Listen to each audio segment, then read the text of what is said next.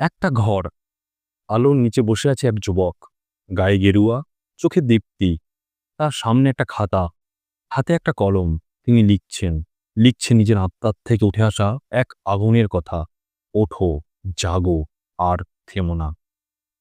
মাত্র ৩৯ বছর বয়স। একজন মানুষ উঠে দাঁড়িয়েছিল একা, জগতের সামনে বুক চিতিয়ে বলেছিল, আমি গর্বিত, আমি একজন হিন্দু, আমি একজন ভারতীয়।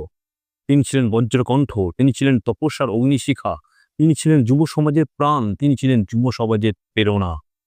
তিনি স্বামী বিবেকানন্দ। ১৯০২ সালের ৪ঠা জুলাই, অর্থাৎ আজকের দিনেই শান্তভাবে চিরনিদ্রায় গেলেন। রেখে গেলেন এমন কিছু কথা যা আজও বাতাসে বাজে। ওঠো, জাগো, থেমো না, লক্ষ্যে না পৌঁছানো পর্যন্ত থেমো না। আজ তার তিরোধান দিবসে প্রতিটি বাণী হয়ে উঠুক আমাদের জীবনের আলো। তার দেখানো পথে হোক আমাদের সাহসিকতার যাত্রা।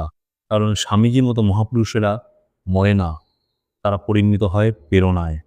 জয় রামকৃষ্ণ, জয় স্বামী বিবেকানন্দ।